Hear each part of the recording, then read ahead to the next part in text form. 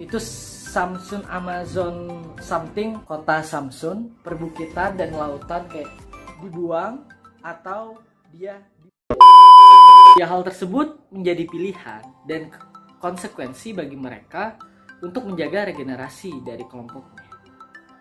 Anyway, ada beberapa hal menarik terkait dengan kelompok perempuan Amazon ini.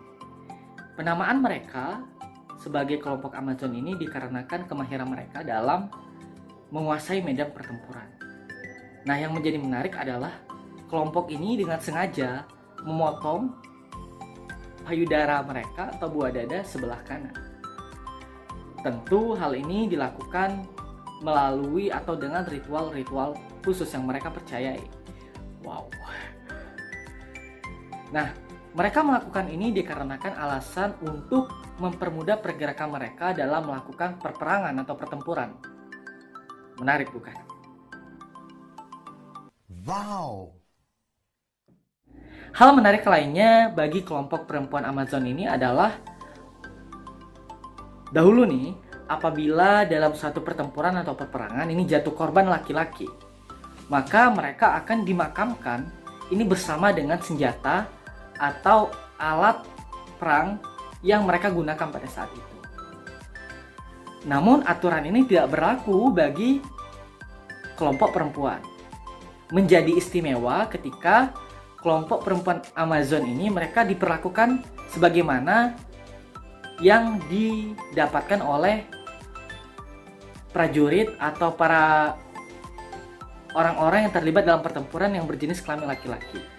Kelompok perempuan Amazon ini mereka juga dimakamkan bersama dengan senjata atau alat perang yang mereka gunakan pada saat itu. Wow.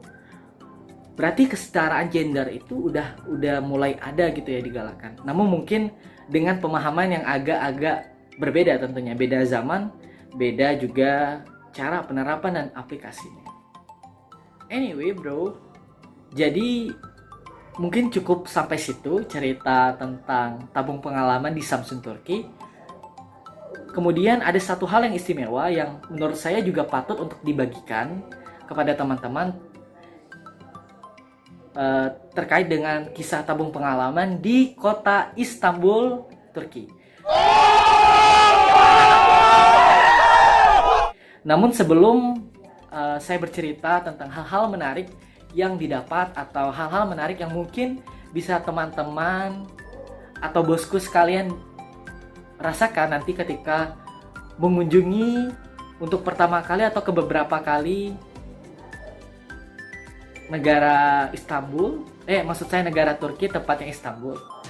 Mari kita lihat cuplikan video berikut.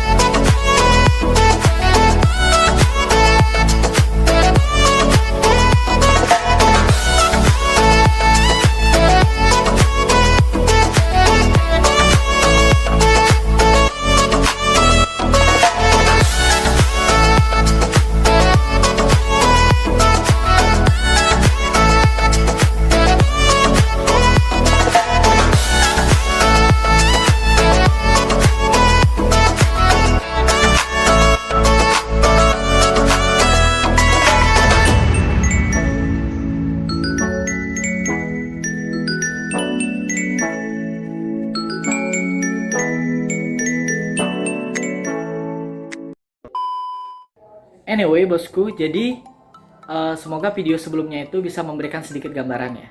Nah, berbicara mengenai kota Istanbul, kota ini merupakan kota yang istimewa di dunia. Hal ini dikarenakan secara geografis, kota ini berada di antara benua Asia dan juga benua Eropa. Namun, belum lengkap rasanya apabila ketika kita mengunjungi kota ini belum merasakan sensasi atau belum menabung pengalaman mencoba berlayar dengan menggunakan kapal persiar Bosporus, yang dimana kita bisa menyeberangi selat yang menghubungkan Turki bagian Asia dan juga Turki bagian Eropa. Nah, dalam perjalanan ini, dalam pelayaran tersebut kita akan bisa menikmati pemandangan-pemandangan yang bersejarah. Semisal kita bisa menikmati Kuba atau menara di kota tua Istanbul itu.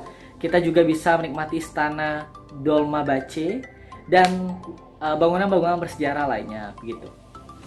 Nah, untuk naik kapal pesiar ini kita hanya membayar sekitar 10 sampai 15.000 atau 5 Turki lira begitu ya. Tidak terlalu mahal dengan pengalaman dan sensasi yang kita dapat, yang sulit untuk kita dapat di negara-negara yang lain. Nah, beberapa fakta menarik tentang Istanbul ini. Yang pertama adalah kota Istanbul ini juga ternyata nggak jauh berbeda dengan kota Jakarta, Indonesia. Sama macetnya. Jadi kita tuh harus benar-benar membuat prediksi waktu gitu ya. Misal kita mau ke tempat X, tempat Y, tempat Z. Nah, dari masing-masing tempat ini kita harus benar-benar bisa memanage waktu, berapa durasi di tempat ini, berapa durasi tempat ini, karena jarak antar meskipun berdekatan ya dengan kota yang macet ya itu akan menjadi satu kendala tersendiri begitu ya.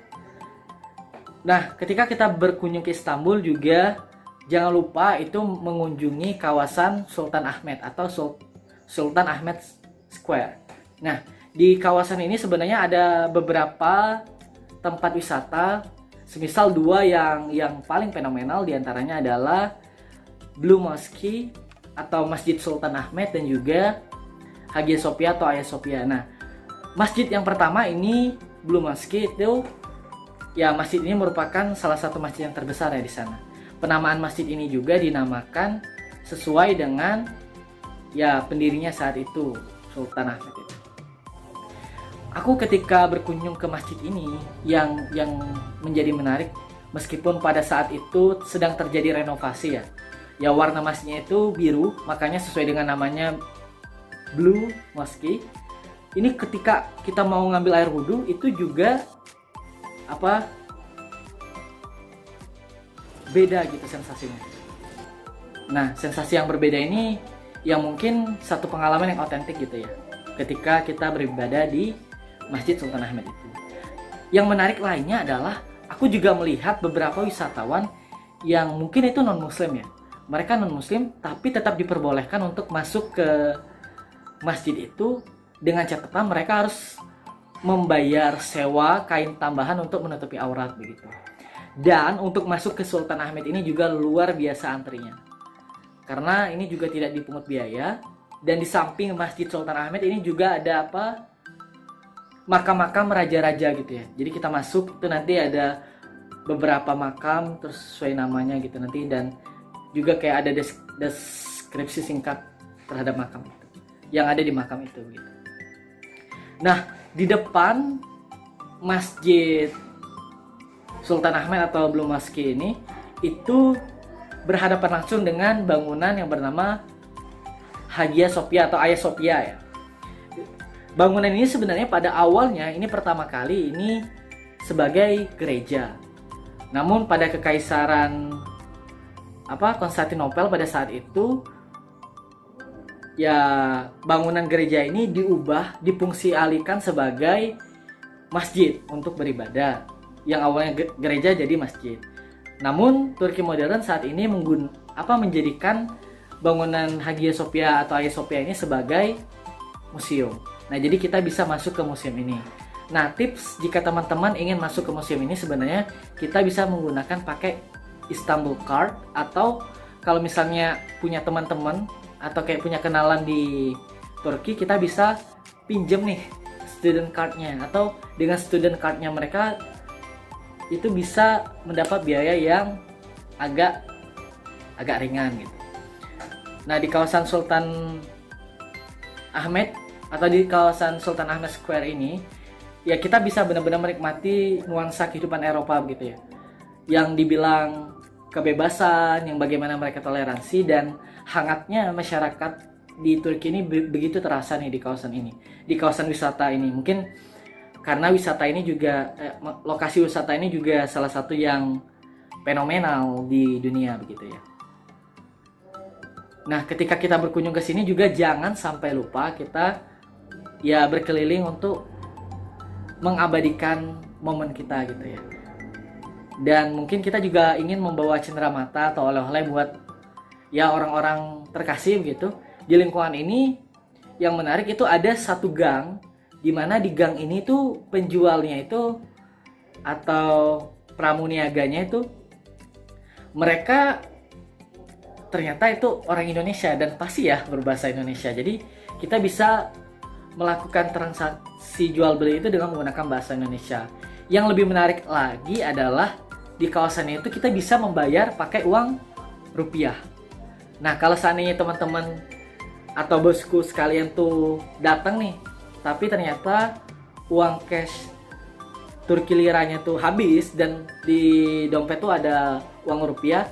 Nah, di kawasan gang ini kita bisa belanja dengan menggunakan uang rupiah, Indonesia rupiah gitu. Ya, tapi ya dengan konsekuensi tentu nilai tukarnya ya juga berbeda begitu. Tapi ini sangat mempermudah kita ya sebagai wisatawan dari Indonesia. Nah, di kawasan ini juga apabila kita ingin berwisata kuliner, ya selain kita bisa makan kebab khas Turki atau roti yang itu ya bisa buat menunda lapar ya. Nah, satu yang aku rekomendasikan ketika kita berkunjung ke Istanbul ini itu bisa kalau hari Jumat ke restoran yang namanya Nur Muhammad. Nah, restoran Nur Muhammad ini kalau hari Jumat itu kita mengeluarkan uang sekitar 20 Turki lira gitu ya. Dengan uang 20 Turki lira ini kita bisa bebas makan apapun dan juga minumnya itu bisa refill gitu di sini. Tapi dengan catatan ini tidak bisa dibungkus gitu. Jadi kita makan di tempat. Nah, mungkin dari kita wisata di Sultan Ahmed, di Hagia Sophia, dan melihat-lihat cenderamata yang ada di sekitaran Sultan Ahmed Square, terus kita lapar atau haus ya kita kunjungi itu restoran ya. Dengan menggunakan uang segitu kita bisa mendapatkan makanan yang ya bisa kita pilih sesuai sama kebutuhan kita dan juga minumnya juga kita bisa refill gitu ya. Nah, yang menarik juga di Istanbul, mungkin juga di beberapa negara Eropa lainnya itu harga air mineral tuh luar biasa mahal bosku. Jadi untuk aku yang orang Asia dan sangat banyak mengkonsumsi air mineral, jadi dan terbiasa untuk melakukan itu, agak PR juga ya ketika di sana itu satu botol kecil air mineral itu tuh bisa setara sama kita beli 5-10 botol aqua 1,5 liter di negara kita gitu. Jadi harganya benar-benar mahal gitu. Dan juga di tempat-tempat umum gitu ya seperti di Nur Muhammad itu yang refillnya tuh teh, jadi bukan air putih gitu. Di kawasan Sultan Ahmed ini juga sangat luas ya. Nah, di Turki ini juga terkenal dengan karpetnya gitu ya, atau sajadah gitu yang ya harganya mungkin tidak terlalu mahal dengan motif-motif yang banyak sekali gitu ya pilihan motifnya. Namun kalau misalnya kita beli satuan itu harganya itu akan berbeda ketika kita beli dengan banyak dengan jumlah yang banyak gitu. Ya ini kayak bukan satu hal yang menarik karena sebenarnya hampir di semua negara ya juga kalau beli satu harganya sekian, tapi kita kalau ambil lebih banyak ya harganya juga lebih murah gitu. Nah, satu pengalaman yang agak gimana mendeskripsikannya ya, agak sedih lah ya, itu ketika kita mau naik transportasi umum dari Sultan Ahmed Square itu ke bandaranya ya, ke bandara yang baru. Nah dari situ sebenarnya kita untuk saldo Istanbul Card itu ternyata satu card itu cuman dikhususkan untuk satu orang. Nah sedangkan kita niatnya itu satu card itu mau digunakan untuk beberapa orang, dan kita juga udah isi ulang tuh kartu Istanbul Cardnya itu. Dan ini orangnya ini apa ya, agak-agak ngeselin gitu ya. Awalnya tuh kita nggak dikasih kan, nggak boleh ini nih. Terus kita nih udah kayak ngejegat penumpang lain gitu kan, nunggu udah bikin antrian tuh akhirnya. Terus kita disuruh minggir, akhirnya mereka suruh yang di belakang kita tuh naik dulu.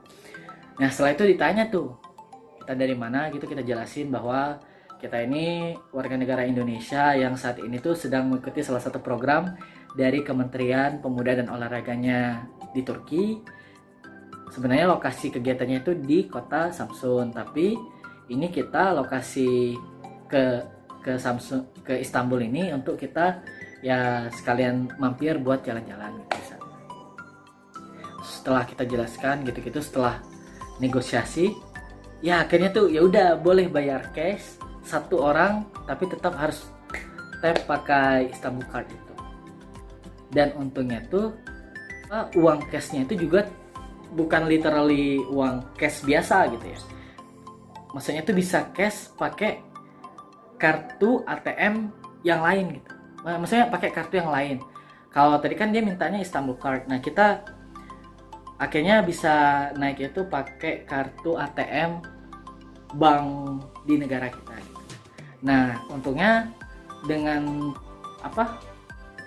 di kartu yang kita gunain itu ada Mastercard-nya. Nah mungkin teman-teman yang ingin bepergian ke luar negeri untuk jaga-jaga ya, kita juga nggak mendoakan hal-hal yang buruk, tapi untuk antisipasi menjaga semua kemungkinan yang akan terjadi gitu ya, kalau bisa kita bawa ATM-nya itu yang sudah punya Mastercard. Jadi kalau untuk urusan finansial ya kayak misalnya yang aku alami sama teman-temanku, kita tidak pernah membayangkan sebelumnya kita akan mengalami kejadian itu, tapi untung kita punya ATM yang ada Mastercard-nya, jadi dan itu sudah didaftarkan sebelumnya, jadi bisa digunakan gitu jadi pengamat kita. Coba bayangkan misalnya pada saat itu kita tidak punya kartu dan telat ke bandara, apa yang akan terjadi? Nah di kawasan Istanbul ini juga jangan heran kalau kita, tadi aku udah mention kan satu gang itu para pramuniaganya orang Indonesia tuh bakal nanti ketemu orang-orang Indonesia lainnya, dan kayak secara nggak langsung itu kayak langsung feeling gitu kan, ini orang Indonesia. Terus mereka tuh beberapa tuh mendekati kita ya, kasih tahu gitu kalau misalnya kita orang Indonesia gini ya, tukar cerita gitu ya. Jadi jangan takut lah kalau misalnya di kawasan Istanbul ini, di kawasan Sultan Ahmed tuh kecil kemungkinan untuk kesasar, tapi yang pasti kita harus ada basic model bahasa Turki, karena juga sebagian pedagang di daerah sini juga agak sulit berbahasa Inggris, karena ya mungkin mereka menginginkan kita untuk mempelajari bahasanya karena kita yang berkunjung ke negara mereka gitu. Ya mungkin untuk ya greeting atau hal-hal umum mungkin mereka bisa, tapi untuk hal-hal yang mungkin kita ingin mengulik sesuatu yang menarik dari tempat itu atau bagian cerita yang menarik di tempat itu ya karena kita yang membutuhkan ya kita yang sadar diri dong, ini tempatnya orang ya kita belajar memahami begitu. Nah udah kita tuh berangkat ya ke bandara, di bandara ya kita transit lagi. Nah cuman di bandara Turki ini juga agak-agak ngeselin gitu loh petugas bandaranya tuh. Sedangkan kayak di luar-luar itu orangnya ya begitu ramah ya, begitu hangat menyambut kita. Tapi kalau di bandara itu orangnya kayak mesem-mesem gitu loh, mukanya kayak ya over there.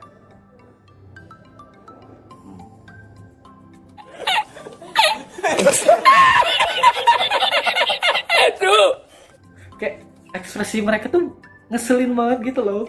Bahkan ya ini momen yang lucu lagi, kita sama delegasi dari Maldives itu sama-sama ya, kita sama-sama sampainya barengan tuh transitnya. Terus nah kita kan maksudnya mau keluar buat jalan-jalan gitu ya sobat, buat jalan-jalan keluar, terus ternyata itu salah keluar gitu loh, diarahin sama orang yang dari apa kayak petugas informasinya di sana gitu. Terus diarahnya tuh salah gitu loh, dan udah ekspresi mukanya ngeselin, terus nyasarin kita lagi. Akhirnya kita datang ke pusat informasi maskapai di sana, Turkish Airlines. Udah tuh dijelasin ya kita kalau misalnya ya karena emang kesalahan kita, harusnya sebenarnya kita itu karena udah dicap gitu ya di visanya bahwa kita udah keluar ke sana, tapi kalau kita mau masuk lagi kan berarti harus punya tiket gitu. Nah untungnya tuh kayak ada catatan gitu, jadinya kita diperiksa ulang dan ya selamat gitu dari jebakan, mungkin ya jebakan petugas bandara yang ngeselin banget sumpah. Tapi ya itu jadi pengalaman gitu ya. Ya mungkin di negara manapun tujuan bosku sekalian mau berkunjung ya, kita harus siap dengan kemungkinan yang tidak pernah kita prediksi sebelumnya atau tidak pernah terbesit sedikit pun di pikiran kita. Ya kita harus siap dengan itu. Nah bagaimana untuk mengantisipasinya ya mungkin bisa mencari informasi hal-hal yang pernah terjadi gitu ya, yang di luar kejadian-kejadian biasa yang dilakukan. Nggak banyak yang bisa aku ceritakan karena juga di Istanbul aku juga tidak terlalu banyak waktu. Ya mungkin suatu hari nanti bisa balik lagi ke sana untuk suatu kepentingan yang lain juga. Terima kasih kepada teman-teman yang sudah menonton video ini, serta dukungan yang diberikan, baik juga masukan-masukan dan mungkin juga usulan-usulan tentang video apa yang sebaiknya aku buat di video-video selanjutnya. Terima kasih. Mari kita nikmati perjalanan kehidupan ini karena semua orang itu terlahir untuk menjadi luar biasa. Terima kasih.